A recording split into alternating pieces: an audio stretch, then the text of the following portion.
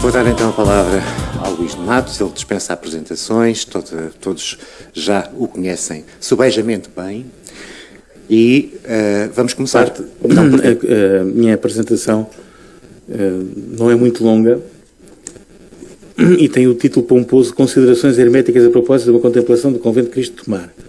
O Convento de Cristo de Tomar é um edifício que há aqui relativamente próximo, que eu recomendo que devam visitar, mas as considerações herméticas vêm da vontade de tentar fazer qualquer coisa diferente numa área onde pouca gente se tem atrevido a sequer abordar. Conta-se pelos dedos de uma mão que tenha tido um acidente de carpintaria, são dois, as pessoas que tentaram abordar este tema com alguma informação bem contrastada, capaz de nos ajudar a ir mais longe. Um está aqui sentado, é o Manel Gandra, que várias vezes tem abordado o tema do eremitismo no Convento de Cristo. Depois há muitos curiosos que a partir de 3 ou 4 rabiscos conseguem criar elucubrações gigantescas acerca de tudo isso. Não falo desses. E depois o outro dedo aqui da sobra é um autor português chamado Walter Gross. Apesar do nome, ele é português. Ele foi quem descobriu a identidade de Fulcanelli, o famoso alquimista francês. E ele já se atreveu e já me desafiou para passarmos umas tardes ali em frente ao Portal Sul do Convento de Cristo. Umas tardes, porque eu de manhã não vou. De manhã não, é muito cedo. À tarde. E, contemplando, de facto, o portal, procurar decifrar alguns símbolos que são claramente de origem hermética. O que é interessante, porque não é expectável nem é vulgar. Claro que numa conferência como estas não se ia esperar outra coisa. Mas para todo o mundo académico é completamente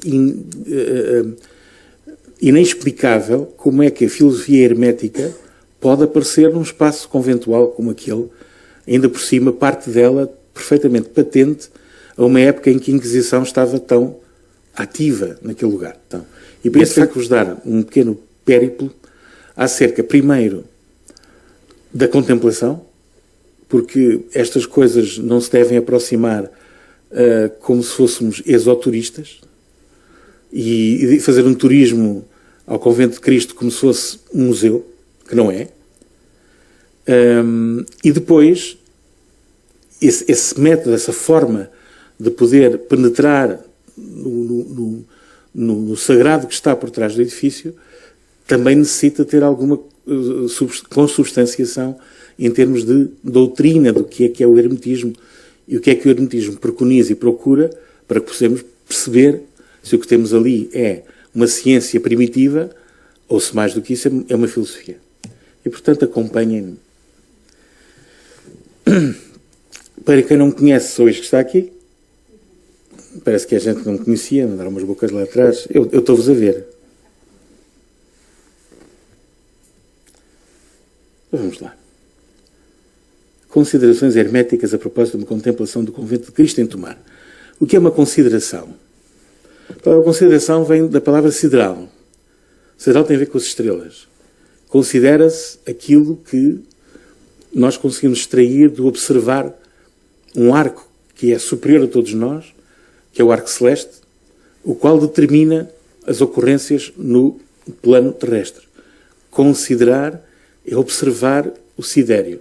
Eu considero nesse sentido. E, portanto, as considerações, estas vêm sempre de uma perspectiva eminentemente sagrada. Há qualquer coisa superior, mais subtil, mas mais forte, que subordina o mundo visual, o mundo que nós vemos hoje. Algumas palavras sobre a contemplação. Apesar de hoje ser um espaço turístico, o Convento de Cristo foi pensado e consagrado como um espaço sagrado. É por isso um espaço sagrado. O sagrado está presente. manifesta-se e ali o templo se contempla. O sagrado não é uma coisa do passado. Uma vez que tenha sido consagrado, está consagrado. Nós é que podemos passar lá como turistas e não dar conta desse consagrado. Mas o espaço é o que é e tem a utilização que lhes possa ser dado pelo homem. Mas ele passou a ser um espaço consagrado. Não é por isso que é um mero museu. Então o que é contemplar? Contemplar, pensem bem, a palavra diz tudo. Eu contemplo. Eu contemplo porque eu sou com o templo. Eu não consigo contemplar um espaço sagrado como este se eu não me tornar naquele espaço sagrado. Se eu até queria ter aqui uma fotografia que não consegui apanhar, nem consegui ir ao Convento de Cristo desta vez, que era o volume de turistas a passar, desfocados, e alguém sentado contemplando. É essa pausa no tempo que é absolutamente necessária. E, de facto, eu só contemplo se estiver com tempo. Se eu for a correr e for numa visita guiada que tem 30 minutos e que tenho de ver vários monumentos ao mesmo tempo, não consigo penetrar no espaço sagrado. Eu só contemplo se estiver com tempo. Para uma contemplação necessito abrir os sentidos. E os sentidos são os sensoriais, os 5. Eu tenho que passar na charola e tocar a charola. Eu tenho que tocar a charola. Eu tenho que sentir mesmo o chão, a rugosidade do chão. Eu tenho que ver as cores. Eu tenho que sentir o som que se repercute, os passos que batem nas paredes e são devolvidos. Tudo isto faz parte desta contemplação. Os sentidos têm que estar todos despertos. Todos eles intervêm numa contemplação do espaço. E vocês vão dizer, mas o paladar também? Sim, o paladar. Sabem que se fala muito do gosto da vitória. A vitória tem um gosto especial, tem um paladar especial, o sabor da vitória. A derrota é amarga, vocês sabem que assim é.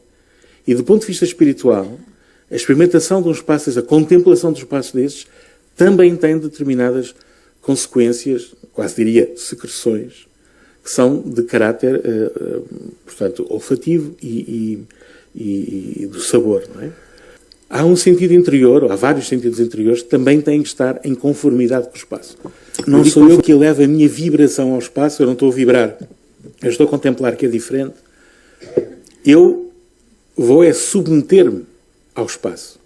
Aquele espaço tem uma identidade sem eu estar presente. E o que eu estou a procurar fazer é tirar a cortina e experimentar a identidade que já lá está. Eu não vou conferir identidade nenhuma. Eu não sou um autor que chega ali, agora vou inventar aqui uma ficção sobre este espaço. Não. E porquê? Porque abrir os sentidos é sentir.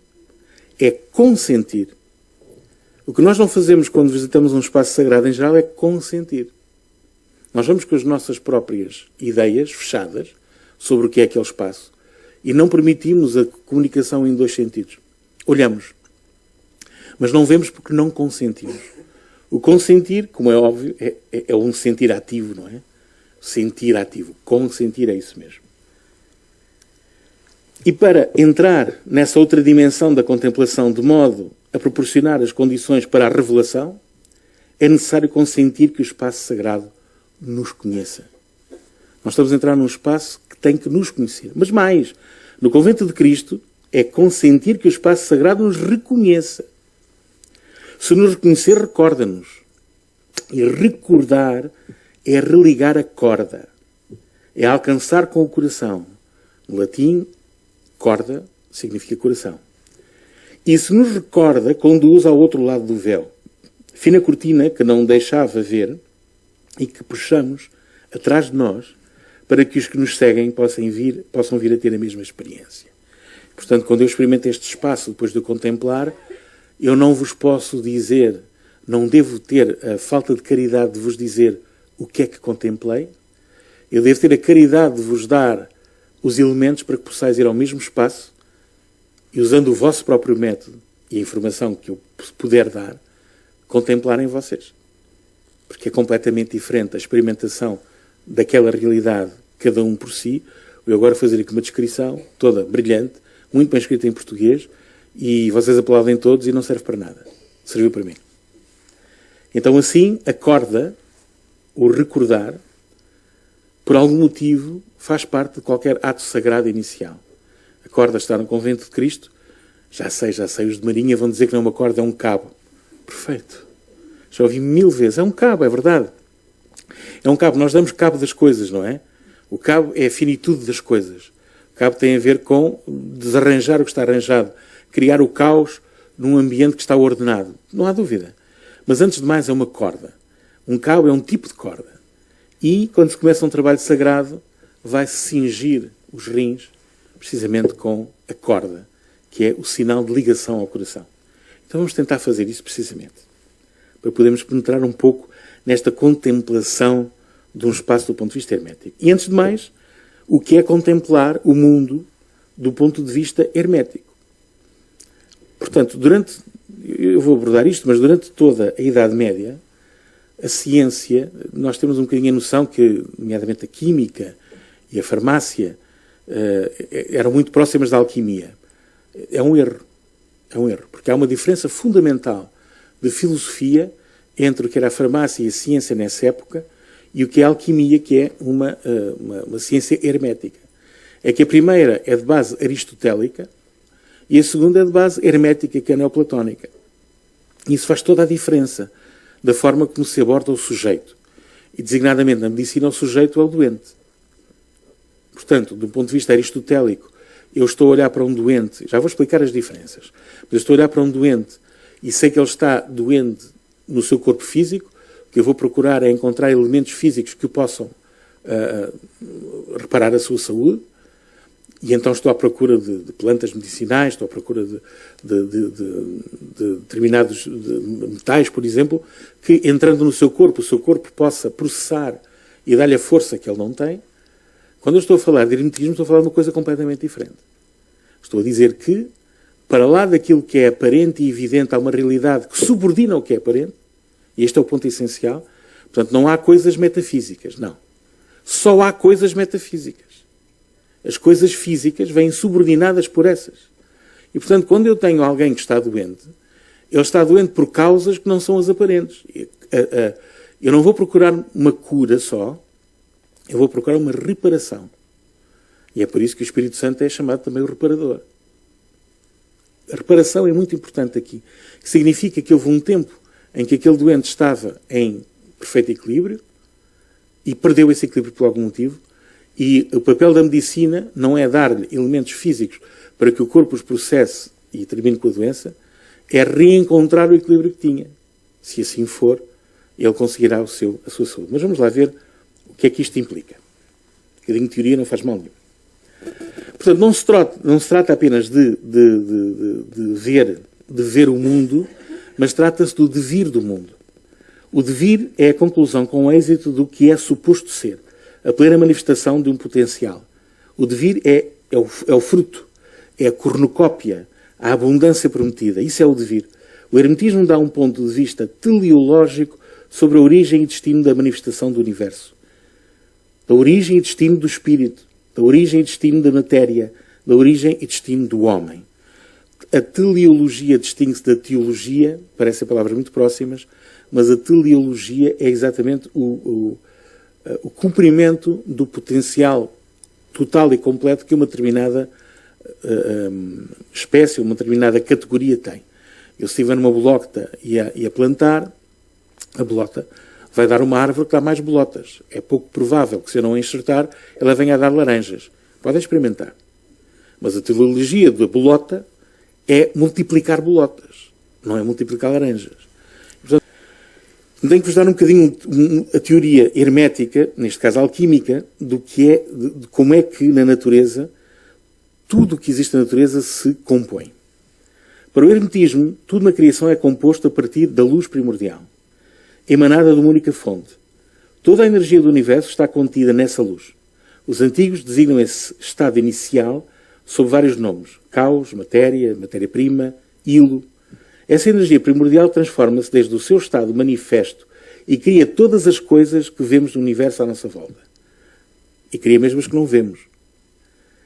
Sob o efeito de uma força, o verbo, o poder do ser, etc., divide-se em duas fases: um elemento ativo, dito passivo, e um elemento passivo dito negativo e positivo, sendo igual em quantidade ao negativo. Se olharmos aqui para este esquema, é muito fácil ver que há um ponto de emanação do universo, em que não havia nada no universo, e no momento em que esse nada se transforma em alguma coisa, para o hermetismo é a luz primordial, e essa luz diferencia-se em duas características.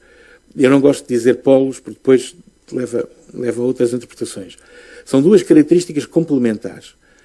A existência no nosso plano, talvez porque olhamos para o universo a partir da nossa mente e ela é eminentemente dual, a existência tem esta característica dual. No momento em que qualquer coisa é criada e se manifesta, nesse mesmo momento a sua não existência passa a ser uma realidade. Eu não podia conceber a sua não existência até ela existir, mas no momento em que existe, eu não posso evitar de conceber que há um momento em que ela não tinha existido. E, portanto, a luz não se manifesta sozinha, a luz manifesta-se com a contraluz. E a contraluz depois tem muitas designações. Pode ser, efetivamente, as trevas, a luz, o bem e o mal, o negativo, o positivo e a polaridade. Mas é em consequência disto que eu estou a dizer, não é ao contrário.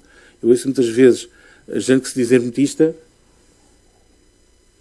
a dizer que tudo no universo é polar. Não. A luz inicial não é polar. Ela é polar no momento em que se manifesta. Portanto, há um momento anterior ao momento da manifestação que ela não tem polaridade nenhuma. É a pureza absoluta. E depois, quando se manifesta, dá existência ao contrário. E, portanto, são 3 momentos, não são 2. Portanto, não há aqui polaridade nenhuma. E isto nós vamos ver que os antigos dão designações concretas a este momento inicial, de que tudo no universo é constituído. Portanto, antes de ser diferenciado é hélio e caos, desse momento em diante chama-se nitro, tem outro nome que já vou dizer, ou sal. Na natureza existe desde o início uma simetria bastante comparável ao conceito de matéria e antimatéria, mas ao contrário desse conceito, o complemento da matéria para o hermetismo são as energias da vida. O reencontro das duas faces dá como resultado a energia primária, mas cria um fenómeno de oposição. O negativo é um obstáculo ao positivo, que assim se pode manifestar. E notarão seguramente que a luz manifesta-se sempre que pode friccionar o obstáculo. Mesmo para acender uma vela eu tenho que friccionar um fósforo. É necessário a fricção de duas substâncias contrárias para eu produzir a luz. E este aspecto é muito importante porque, para o hermetismo, nós temos a matéria, por um lado, e temos um mistério muito grande que é, entre a matéria observável no universo, alguma matéria que tem propriedades muito estranhas. É aquela matéria que tem vida. É matéria como a outra, tem a mesma constituição material, e evoluída a ciência.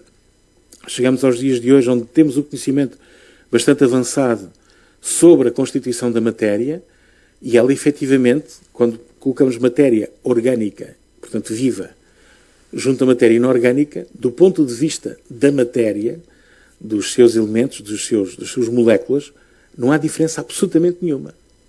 É impossível determinar se uma determinada molécula é orgânica ou não, só pela sua observação. Ela é constituída dos mesmos átomos e moléculas. O que diferencia é que, na matéria orgânica, dá-se um processo de regeneração que não se dá na outra. Portanto, é um processo que acontece. E o moto, o que obriga a esse processo, é um mistério absoluto.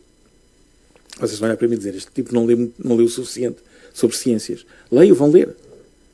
Vão ler e percebam o que é efetivamente a vida. Não está definida porque não é possível defini-la numa ciência que procura encontrar o que é infinitamente pequeno, o que está dividido, etc. E não consegue ver para lá da própria constituição da matéria. Porque a vida, para os hermetistas, não é uma característica da matéria. Já iremos abordar também esse ponto. Nos termos a seguir, as palavras nitro, sal, fogo, ar, água, terra, enxofre e mercúrio não designam os corpos assim chamados hoje, mas sim energias geralmente não perceptíveis, como a eletricidade, por exemplo, não é perceptível, ou o suporte material de qualquer delas. Vemos então, no esquema, que hilo ou caos se diferencia em duas energias. De um lado, nitro, energia ativa, que será a base de todas as energias animadoras da vida, e do outro lado o sal, energia positiva, que por condensação dará à matéria suporte de vida. Para os hermetistas é, portanto, perfeitamente evidente que há matéria, como esta cortina, que não aparenta ter vida. Ou seja, não se regenera. Mas há matéria, como a dos vossos corpos que aí estão, que tem características, propriedades próprias, que se regenera. Portanto, há aqui uma diferença. E eles, quando se apercebem que, do ponto de vista intelectual, a luz primordial tem que ter tido uma separação em duas características, que são as tais polares, uma tem que ver com o que constitui e mantém a matéria no seu lugar, e outra tem que ver com aquilo que faz com que essa matéria possa, ou não, regenerar-se. E, portanto, a uma delas vai-lhe chamar a energia da vida e a outra, separada, a energia da matéria. E é daqui que vem a noção hermética dos 4 elementos, que é recolhida lá atrás na Grécia, mas que é ordenada da seguinte forma. Os 4 elementos correspondem a energias que não têm nada a ver com os corpos materiais, que têm este nome, não têm nada a ver com água, com terra, etc. Na maioria das vezes, os corpos materiais podem transportar essas energias. Na verdade, os 4 elementos estão presentes em tudo. E porquê? Porque estes 4 elementos são os elementos que determinam em que estado a matéria está. E começando pelo mais denso, que é a terra, os antigos hermetistas, e especialmente os alquimistas, tratam a sua matéria de trabalho como sendo uma matéria de terra se ela estiver no estado sólido. Vamos imaginar a água. Para eles, um cubo de gelo é aquela matéria no estado de terra.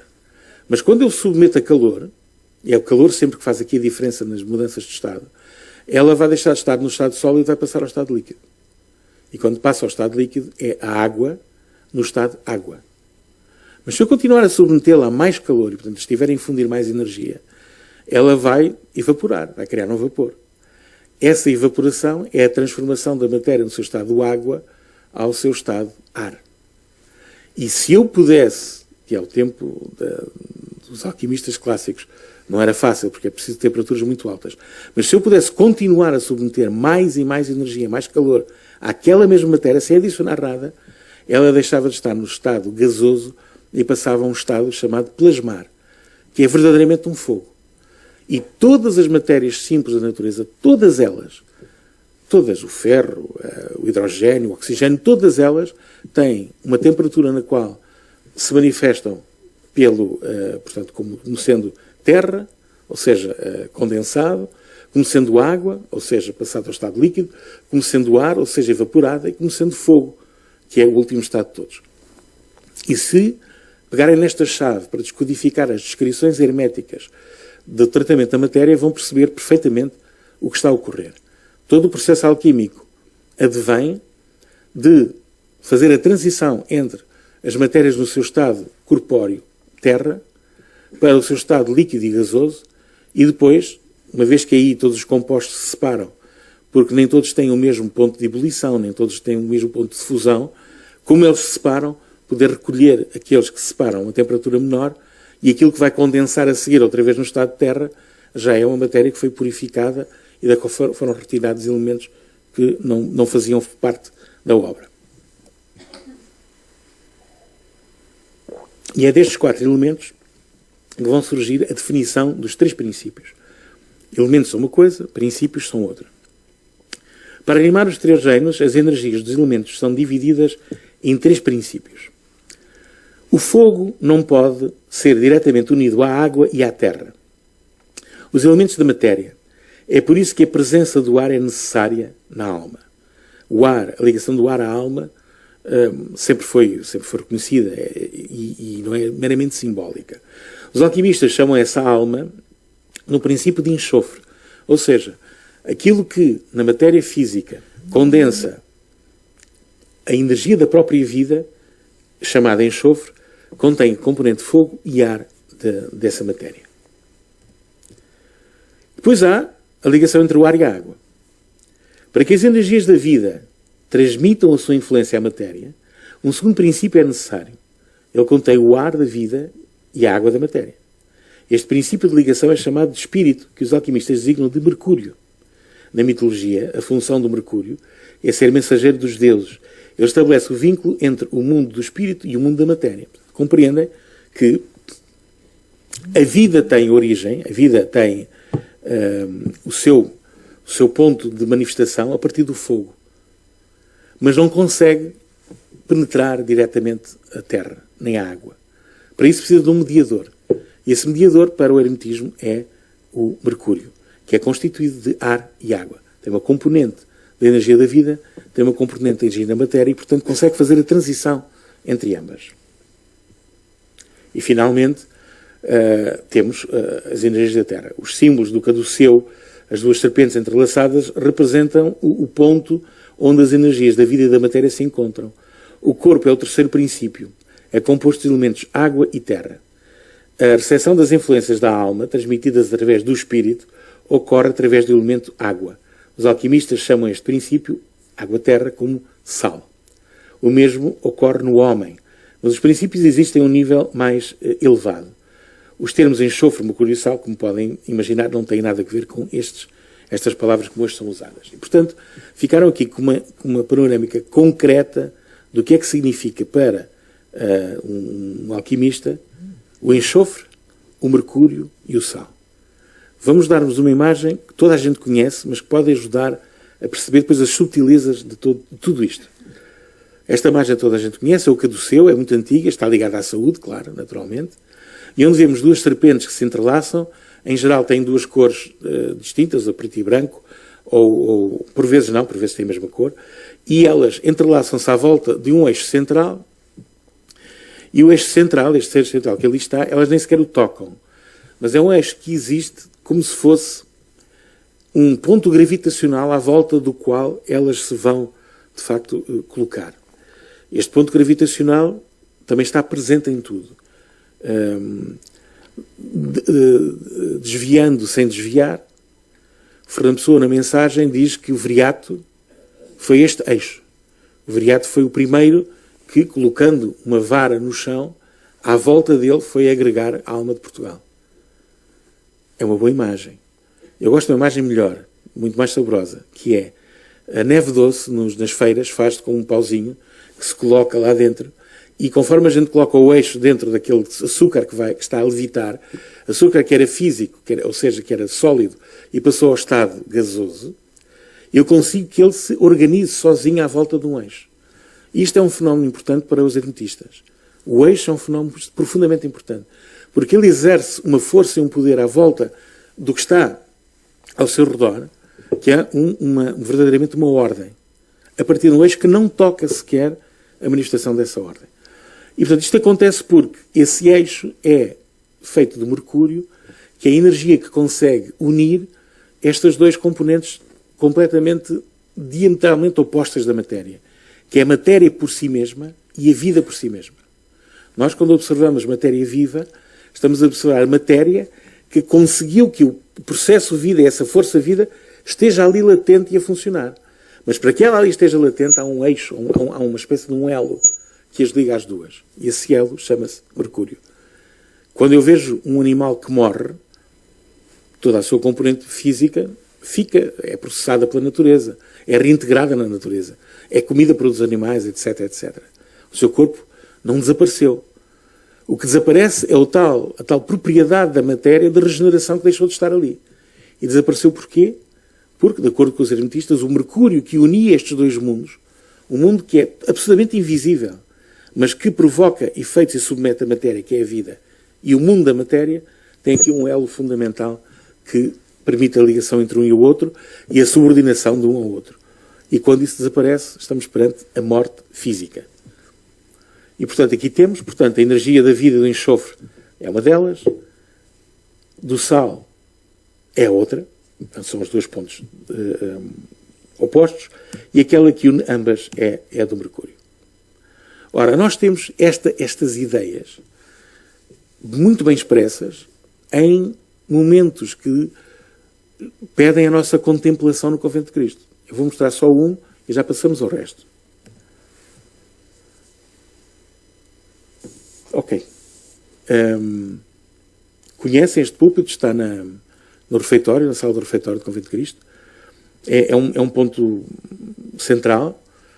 De acordo com a regra, enquanto os monges estão a comer, um irmão, que é o irmão leitor, vai ler passagens, em geral, do Evangelho, nem sempre, também pode ser da regra, vai ler para a edificação dos irmãos. Portanto, temos aqui a voz, realmente, que nos recorda não só o Evangelho, como a ordem em si. E este púlpito tem estas noções que vimos ainda agora. Podem ver de um dos lados um anjo, que exibe como símbolo uma esfera armilar, que é uma das representações deste sal. O sal, como eu disse, representa a força da matéria. A matéria em si, tangível, tocável. Esta esfera armilar representa isso, é a terra. Ele está sobre duas caveiras, que representam a morte, a energia. Este sal, sem ter o seu correspondente à energia da vida, está morta. Do outro lado, temos idêntico anjo, mas agora tem a cornucópia, agora ele tem a força da vida. Agora o que tem deste lado é exatamente o oposto que tinha a lei. Vemos-lo aqui perfeitamente claro. Ele está a mostrar-nos a energia da vida. A energia que preenche a natureza e que faz com que ela seja dê vida e seja abundante. Mas ao meio, neste lugar, aquilo que representa o Mercúrio que une ambas as partes, também não está de forma invisível, está aqui plenamente claro. E temos aqui o emblema de Portugal, suportado por 4 anjos, lembram-se dos 4 elementos, e sobre eles a cruz da Ordem de Cristo. Portanto, a Ordem, o Mercúrio que mantém no lugar estes dois mundos que devem equilibrar-se, é precisamente a Ordem de Cristo por sobre a ordem do próprio reino. A nação está subordinada a este símbolo que ali está em cima. Iremos encontrar isto várias vezes. Bom, quais são os métodos operativos em alquimia? Todos os processos alquímicos são apenas imitações do processo da natureza, porque a arte real só se propõe acelerar os processos naturais. O primeiro processo, o processo que é mais vulgar na alquimia, que é o processo vida e morte, consiste em mudar o nível de vida de um líquido, repetindo a operação várias vezes. A destilação é o método mais simples e imita a natureza. Se vocês pensarem no ciclo da água, de facto a água do mar, evaporada pelo sol, morre e transforma-se em vapor. E o seu renascimento é feito a partir da condensação dessa água que volta novamente a precipitar-se no estado líquido, ou às vezes no estado sólido, como neve, e vai cair na terra, de onde está completamente regenerada, está novamente no seu princípio inicial. O artista, portanto, que ele trabalha no hermetismo, conforme as suas necessidades, destila de maneiras diferentes ou da maneira clássica para a separação das impurezas, ou por cubações, neste caso as impurezas residuais são calcinadas, e em seguida o líquido destilado é vertido sobre os resíduos da calcinação. Tudo é circulado e redestilado, havendo então uma destilação, purificação e evolução da matéria. Pelo menos 7 cubações ou destilações são necessárias para um resultado sensível. Outro meio de destilar é circular num frasco de uma forma especial, num ambiente adequado, o que assegura uma destilação lenta, mas contínua e em circuito fechado, que pode durar semanas, pode durar até 1 ano. Todo este movimento de circulação. Ou seja, era produzir num ambiente laboratorial todo o ciclo da água, que vai ser um dissolvente das matérias físicas, ou seja, do sal, daquilo que queremos trabalhar. Por exemplo, tomar um chá não é mais do que reduzir uma planta ao seu estado de sal, portanto, secando-a completamente, e, tomando as suas folhas, voltar a fazer este processo, que é colocá-la dentro de uma água que vai fazer evaporar, ela tem que chegar aos 90 graus, e fazendo isso vai extrair as propriedades que a planta tem, que eu posso usar depois, do ponto de vista curativo. Então é um processo que é uma parte deste círculo que a natureza já faz com a água. Uma das diferenças substanciais entre a alquimia e, portanto, uma medicina hermética e a medicina convencional da época, portanto, do século XII ao século XVI, é que a alquimia ajuda a elaborar não apenas esses extratos de matérias de sal, mas ajuda a elaborar dois pontos importantíssimos. Um são as tinturas, o outro são os óleos. As tinturas são preparações em que o solvente não é água, é o mesmo processo que eu acabei de descrever, imaginem o ciclo da água, portanto, com a evaporação, etc. Mas agora, em vez de ser água, é álcool. Porque, no hermetismo, a ideia é que o mercúrio está fixado no plano físico no álcool. Portanto, o álcool pode extrair de qualquer matéria aquilo que ela tem de mercúrio. E depois temos a extração dos óleos essenciais. Óleos esses que são muito usados para trabalhos sagrados, nomeadamente na igreja. E o óleo é uma extração que já não é imediata. Portanto, ela requer um trabalho preparatório um bocadinho mais complexo do que propriamente as tinturas. Mas eu não vou avançar por aí, é só para ter uma noção de que, quando chegamos ao Convento de Cristo, há pequenos aspectos que nos demonstram que a elaboração, quer de tinturas, quer de óleos, era perfeitamente conhecida. Não estamos a falar de receituários de preparação de medicamentos. A importância da medicina e da farmacopeia para a ordem. Para as ordens militares, a farmácia era fundamental. Não só para curar internamente os seus soldados. Não se esqueçam que eles, no caso da ordem do hospital, a partir de uma determinada data, eles também são soldados. E enfrentam diversos problemas de saúde, um desgaste rápido, etc. Mas também os peregrinos, porque é a vocação de todas as ordens, não só dos templários, não só a proteção dos peregrinos, mas a recepção dos peregrinos dentro dos seus conventos, que têm sempre uma pequena ala, muito pequena, mas obrigatória, para poder recolher peregrinos que estejam de passagem e necessitem de um albergue. Portanto, essa cura, esse trabalho é fundamental para as ordens religiosas. No caso da Ordem de Cristo, temos algo mais. O facto da regra nos referir que os templários têm que vestir de branco e têm de manter a brancura das suas vestes, que na sua época só acontecia com a Ordem de Cister, leva a que ambas as ordens necessitem de algo muito importante nas suas instalações, que é água. E a água parece não ter importância nenhuma, mas tem toda a importância. Tem uma diferença muito grande na higiene de cada uma das ordens, na preparação da alimentação, na saúde que demonstram templários ou outros membros de outras ordens que se vestem de pireta de castanho, que limpam-se as mãos e que aquilo não tem problema nenhum. Eles não podem fazer isso. Então a água é essencial. Eu destaco aqui o aqueduto de Pegões, porque quando passamos à Ordem de Cristo, a água é tão essencial no Convento de Cristo que contem o número de cisternas que tem. A primeira é do século XII, a última é já do século XVI para aí, XVII. Portanto, é central, é fundamental.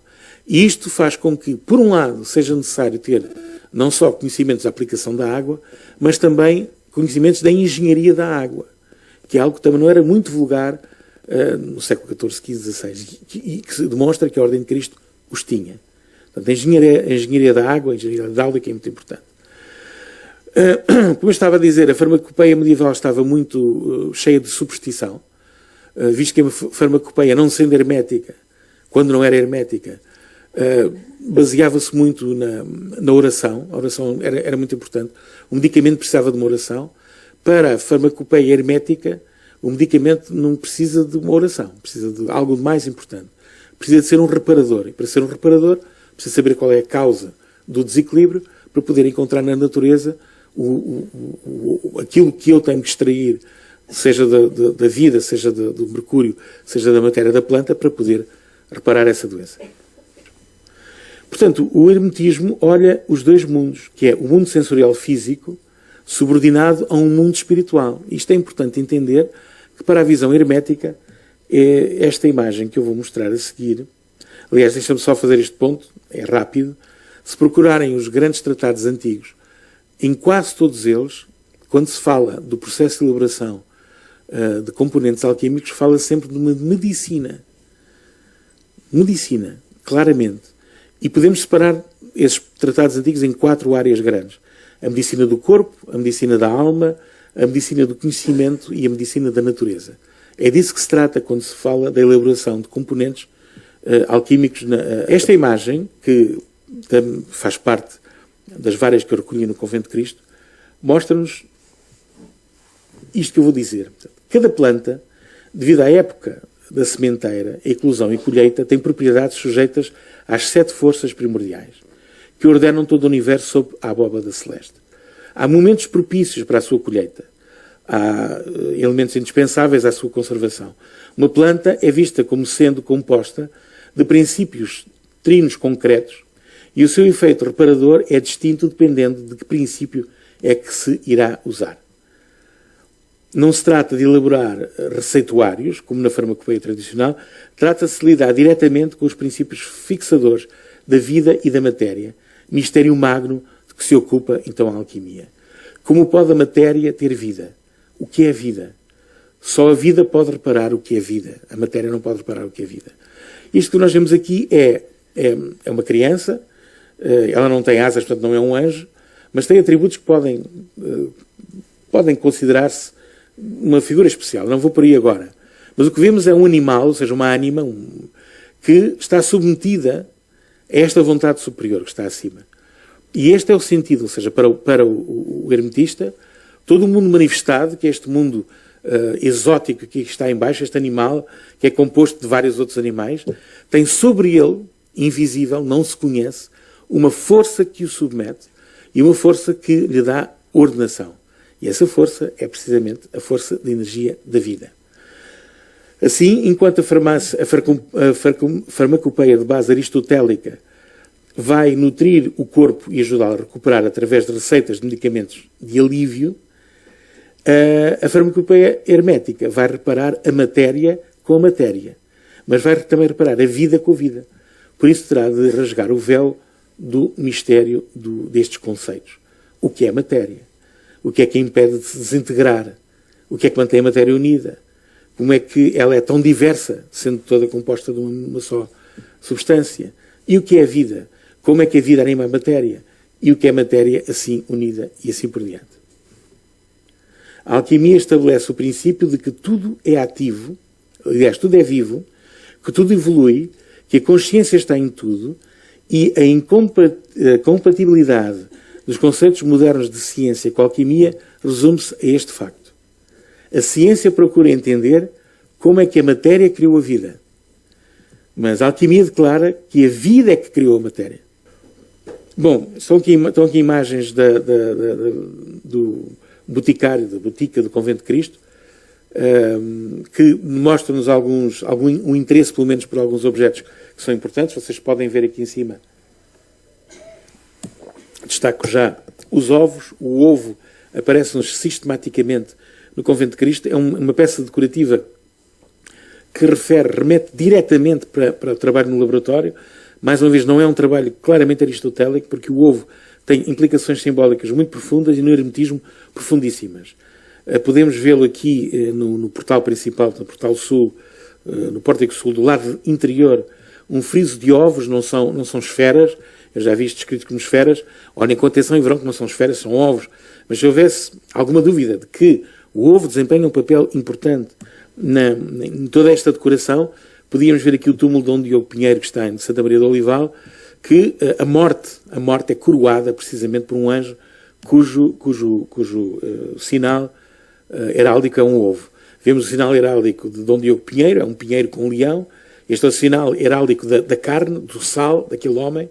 Mas o sinal da vida está aqui e bem destacado, não é uma esfera, é um ovo. Este ovo também está presente no convento, também num espaço especial. E ele evoca isto que vemos aqui deste lado. Evoca precisamente esta peça que é usada na elaboração de preparados alquímicos, que depois a física também vai tomar, e que, como veem, tem que ter esta configuração quase de gota de água, que é uma pré-figuração do ovo. Isto depois tem implicações geométricas bastante importantes. Mas as aves, que também têm um significado muito concreto na iconografia alquímica, podem ser encontradas. Aqui vemos no Convento de Cristo, uma vez mais, esta é uma imagem do Pórtico Sul. O Pórtico Sul é o tal que requer um bocadinho mais de trabalho, de pensamento, requer contemplação, e eu estava à espera de ter podido lá ir, não fui, ainda bem, não ia ter tempo para explicar. Mas temos aqui alguns elementos que levem convosco e vão vós mesmos procurar retirá-los desse portal, porque está ali muita coisa de facto expressa. A figura humana que também aparece e, finalmente, a própria construção do edifício está feita de forma perfeitamente hermética, e explico porquê. Nós vemos aqui o eixo principal, que é o eixo da charola, e o seu prolongamento principal ao Templo Dom Manuel. Vemos aqui destacado agora os dois claustros que são construídos ao tempo do Infante Dom Henrique, mas depois há toda uma construção que vai aparecer já após a intervenção da Inquisição, que é muito interessante, mas a qual vai seguir aspectos herméticos que devem ter escapado completamente à Inquisição.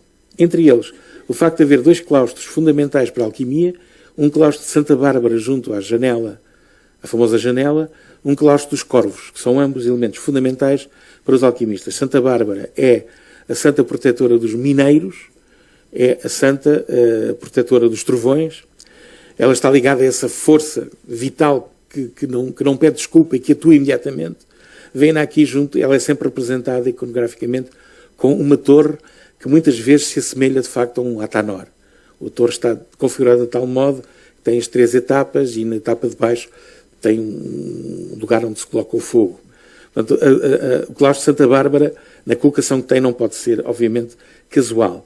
O mesmo acontece com o claustro dos corvos.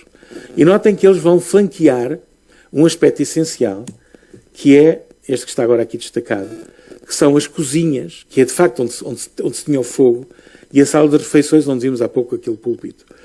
E isto é fundamental porquê? Porque no processo alquímico, quando se trabalha portanto, com energias vitais, o artista que trabalha com elas não pode dormir longe do seu forno. Há operações que demoram muitos dias, ele deve estar muito próximo. Ora, podemos ver que os dormitórios, ou seja, os cruzeiros, estão exatamente sobre esta construção. Estão convenientemente bem colocados. Aquele que tivesse como função ser o boticário, mas mais do que isso, o hermeto-boticário do Convento de Cristo, podia trabalhar e operar de acordo com este procedimento absolutamente vital, que é ele dorme onde está a matéria ou por sobre a matéria. E podem ver que há aqui um eixo, são 2 eixos, que eu vou aqui mostrar um pouco mal desenhados, mas são estes, que é o eixo do ora e do labora, o eixo da oração que tem todo este aspecto Oriente-Ocidente que começa na charola, e depois o eixo labora, onde estão os corredores, de onde se saía para o trabalho nos campos, etc., o trabalho com o mundo. E este crucificar da vida monástica, no topo, o sítio onde dormem, tem por baixo deles todo o aspecto, como eu disse, da alimentação, da criação, da cozinha, do refeitório, o qual está exatamente por cima da famosa adega, que no nível inferior, exatamente no mesmo espaço geográfico do convento, vai determinar que grande parte das operações que têm que ver com este hermetismo se passam todas na mesma zona, muito poucos metros quadrados, todas elas acessíveis por escadas em espiral, e portanto é possível perfeitamente executar as operações necessárias sem chamar a atenção de olhos indiscretos, mesmo dentro da ordem, porque nesta altura já a ordem estava comprometida. E eu penso que não vale a pena ir muito mais longe, porque já não tenho tempo, já estou a comprar tempo dos outros, só passo a correr alguns dos elementos que estão no portal. Não vale a pena destacar muito mais, mas em todos eu quero destacar o seguinte: neste eixo que aqui vemos, onde está Santa Maria, que é a evocação divina mais importante neste convento, em cima temos sempre a submeter essa representação, o símbolo da Ordem de Cristo, a qual está representada precisamente como sendo um enxofre, ou seja, a energia da vida. E, sendo esse enxofre a energia da vida, ele tem como condutor, como Mercúrio, a imagem da Senhora e do Menino, que também está coroada, tal como Mercúrio é coroado, com meia-lua, e tem a orbe no seu colo, e tem o Cristo, que é representado por cruz aqui. Ela representa diretamente esse condutor entre o que é divino, que é a ordem, e aquilo que é terrestre. O que é terrestre está representado outra vez pelo sal, pela esfera armilar, a qual está colocada numa espécie de uma custódia, como se ela fosse ela própria a hóstia, como se fosse a presença não só de Cristo, mas da mãe, da máter ou da matéria. E para o hermetista a matéria é a matriz, é muito mais do que meramente Santa Maria. Acho que não vale a pena continuar, passo agora a correr aqui alguns elementos iconográficos que podem ser encontrados em tratados alquímicos da época e, portanto, a sua configuração é exatamente idêntica. Há uma influência mútua com vantagem para o Convento de Cristo, porque este pórtico data de 1515 e estes tratados datam de 1600 e pouco. Portanto, se há aqui uma inspiração inversa àquela que poderiam estar à espera. O mesmo em relação às figuras de dragões, por exemplo, o mesmo, estou a simplificá-lo, mesmo em relação a figuras como estas, que são grotescas, mas que, a partir do tratado de Jean-Baptiste Portat, se mostra que este tipo de animais representam concretamente peças de laboratório, que estão aqui perfeitamente fixadas e que mostram o fogo, inclusivamente, a morte, como é evidente, a morte onde sai um fumo que vai ser aproveitado, não é? E depois, terminando com este elemento que nos aparece ali, são dois cães que estão acorrentados. Ele faz parte de um conjunto simbólico onde temos a águia bicéfala toda feita em fogo, mas quando os juntamos vemos que estamos a falar de um processo. Este fogo vai libertar qualquer coisa que continua no portal, mas também deixa como resíduos estes dois cães, que são agarrados. E tudo o que eles produzem é projetado numa espécie de uma bandeja inferior. Portanto, é um processo no qual há uma sublimação, mas o que resta é aproveitado aqui nesta bandeja inferior, que vai ser depois submetido a um determinado processo. É uma cubação. O que está aqui é uma cubação direta. E vemos, inclusivamente, os dois anjos a tirar o resultado desta separação da sublimação do que está em baixo, e depois o portal explica o que fazer ao resto. A grande conclusão de tudo isto é esta, como é evidente. A nossa imagem do anjo com a seta, que não é um anjo qualquer. Já ontem que o Virgílio falou dele, é um demónio quase, não é? Não é um anjo qualquer, estamos a falar do Cupido, diferente, que é estranho. E finalmente mostra-nos uma imagem de um jovem Mercúrio que tem dois caminhos. Ou consegue realizar a obra e tem uma flor que o indica no seu chapéu, ou também pode correr mal e envelhece, e a matéria exerce sobre ele o poder da matéria, que é o da desagregação, e nunca consegue renovar-se internamente. E o que eu desejo para vós é isto, é reencontrar o poeta à solta. É visitar, contemplar e deixar que o espaço então se revele a partir desta mente de menino, de criança, de limpa e inocente, que deixe que todo aquele monumento que é sagrado, apesar de ter turistas, se volta a tornar sagrado. Muito obrigado. E desculpem a insistência.